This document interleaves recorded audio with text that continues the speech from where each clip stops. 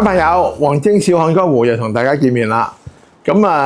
我講咗我喺80、90年代最喜歡嘅10部電影，其實已經到而家已經講咗8部啦。今日我要講我第9部，呢部我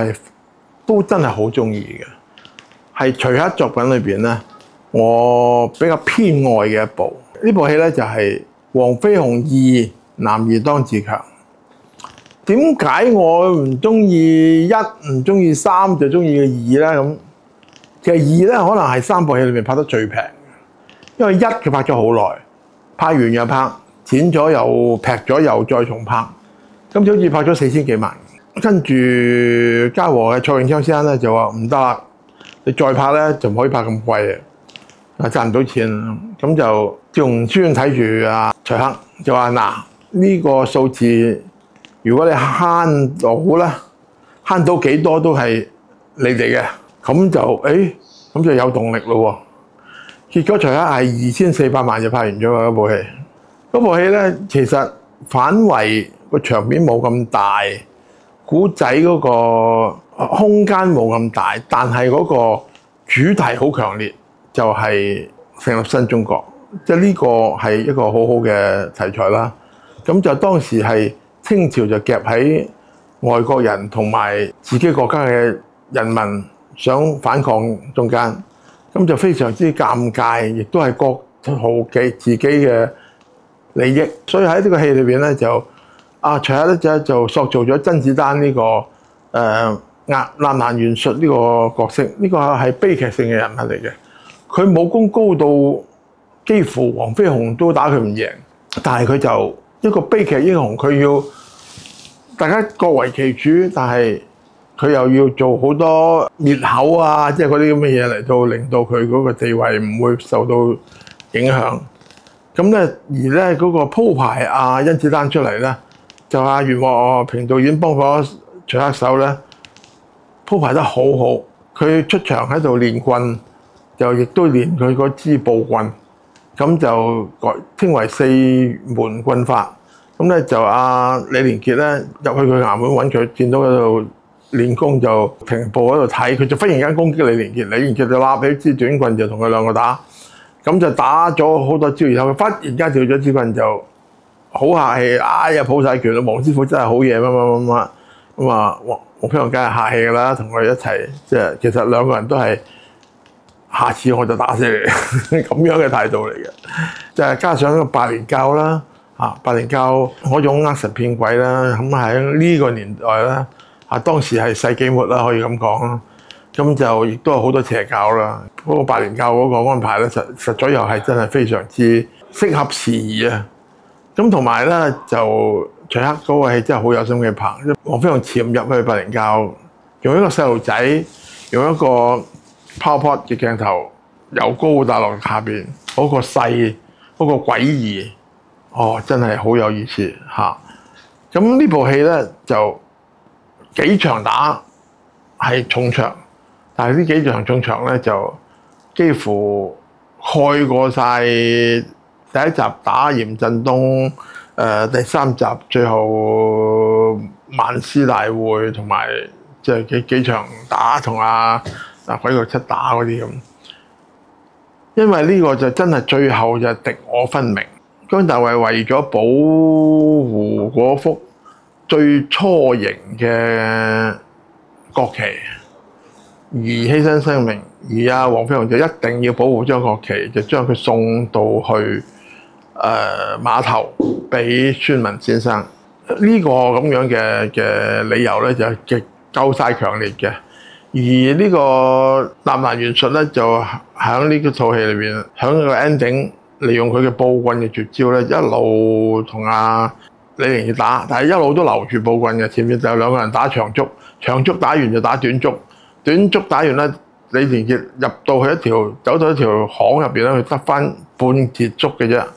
咁然後就南蘭袁術就即係甄子丹啦，就攞一支濕咗水嘅布出嚟，佢運功又會變成一支步棍嘅，咁好犀利嘅嗰個內力。擺喺裏邊，咁就一路壓制住，仲打傷咗梁寬。但係黃飛鴻好沉着應戰，用佢嘅無影腳最後嗰一支長竹變咗兩支短竹，再打到得返一支短竹，再短竹俾暴棍纏住，大家就鬥最後力，熱爆開晒，纏到嗰個短竹。結果係支短竹最後剩返一條竹籤，而割開咗個暴棍，最後割開咗南蘭元帥個喉嚨。咁啊，南蘭元帥輸咗，佢係非常之不甘心嘅。到最後嗰一下，一個眼神係極度不甘心，我點會輸？但係我就係輸咗啦，咁先至累低。即係呢個鋪排真係非常之精彩，即係呢20-30年來嘅一啲決勝招，我覺得差不多係最精彩嘅一次，因為你直頭覺得係黃飛鴻係有壓力嘅，佢會輸，即係佢就即使輸俾嚴振東都只不過係中咗一掌就褪後咗好多步，但係呢個係會冇命嘅。因為佢裏邊都有一句對白，佢唔會放過我哋嘅，我哋揾出路啦。咁樣就嗰個生死決戰嗰個感覺就好強烈，好強烈。而甄子丹亦都唔可以俾黃飛鴻同梁寬走咗出去咧，佢哋就會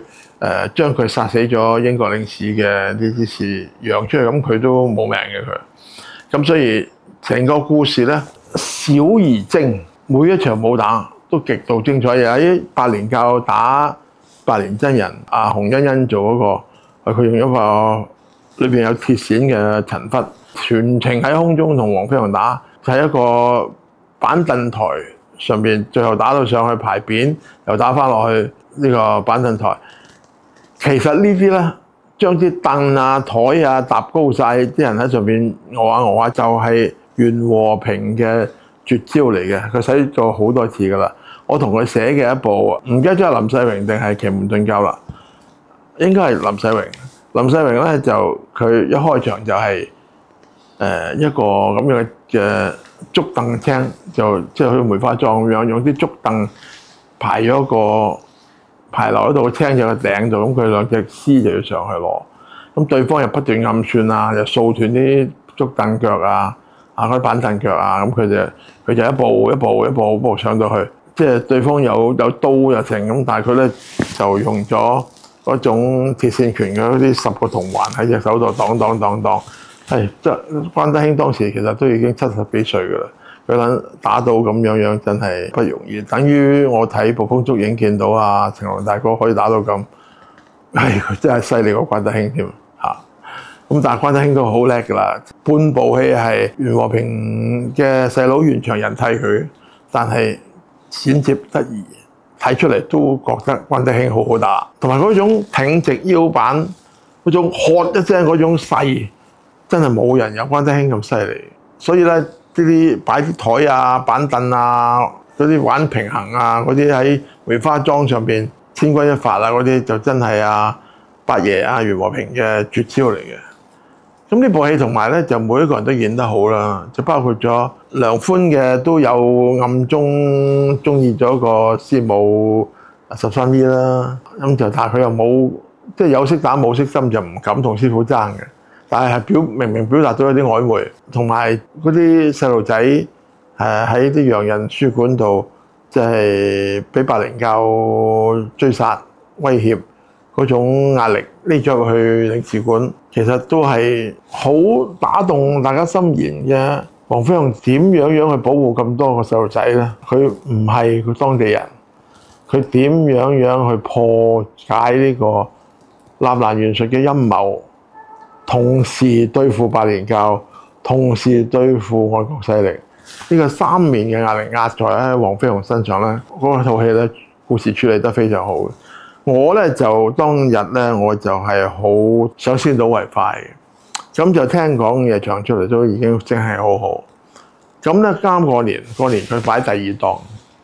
咁我覺得第1檔好似係我唔記得咗係乜嘢，可能係福星高照都唔定。我急住睇，咁就結果咧年初幾唔知邊樣，我就走咗去一間戲院睇，朝頭早10點半都有得做優先場，咁就一半人到啦，咁我就一個人喺度好享受，哇！好中意，咁就離院嗰陣時個感覺非常之滿足，因為我覺得係徐克拍得好完整嘅一部戲。佢有好多戲有佳句而無佳編嘅，成個睇唔係咁好，但係有好多場面係冇得定嘅。但呢部無論成部戲，無論場面都係精彩嘅。可能就係因為黃飛鴻第一集咧，就為呢個第二集難與當自強咧，就布下咗一個局，係令到佢可以有好多嘢未用完嘅可以繼續用啊。咁所以咧呢部戲咧就好圓滿嘅。同埋咧主唱呢個張君寧，即係已經唔係林子祥，而係成龍唱嘅。因為嘉禾覺得成龍唱可能喺某啲市場會更加有效果，但係成龍都唱得相當唔錯。當然唔可以同林子祥直比啦，但係絕對稱職係好嘅，啱佢唱。咁就成部戲咧就俾咗我一個好特別嘅感覺。其實我已經講咗3部徐克嘅古裝片，就1部徐克係嘅《英雄本色》。其實呢啲都係徐克喺做監製嗰陣時諗出嚟好多嘢。呢部就佢自己導演啦。之前嗰3部《東方不敗》、《倩女幽魂》、《英雄本色》，其實處處你都見到徐克嘅影子嘅。所以徐克可以講又係非動作演員做導演而拍動作片，喺香港呢30-40年最傑出嘅導演就一定係徐克㗎啦。即係當然你成龍啊、洪金寶啊、劉家良啊嗰啲又各有各好啦，但係佢哋本身就係武行啊嘛，佢哋就係武師啊嘛，所以佢哋拍啲片叻係佢哋應份嘅。咁啊，但係一個完全唔識打嘅徐克而有咁樣嘅想像力、咁樣嘅鋪排，譬如無論洪金寶、無論成龍、無論劉家良嗰啲故事咧，都唔會話有好精彩嘅鋪排啊，有好靚嘅 build up 啊，而係一場緊張一場緊張，一場驚險一場打一場犀利，都係咁嘅啫。而徐克係喺武打之外，係加咗種合戲俾佢嘅電影。我喺佢電影係睇到合戲兩個字嘅，呢個亦都係我最欣賞徐克導演嘅一個點。合戲其實係現代人好需要嘅嘢。而家我哋喺呢個現時代咧，你好難見到一個有合戲嘅男人，所以我哋更加稀缺。咁啊，有時喺電影裏面睇到咧，都好開心。並唔係話打得就係有合戲，而係佢嘅慈悲，而係佢嘅寬恕，佢嘅忍讓，等於我哋中國人嘅所講嘅，我唔惹事，但我唔怕事，嗰個合義精神就係好重要嘅。大家翻嚟找翻下黃飛鴻第2集出嚟睇咧，實在比1、3都強大好多嘅。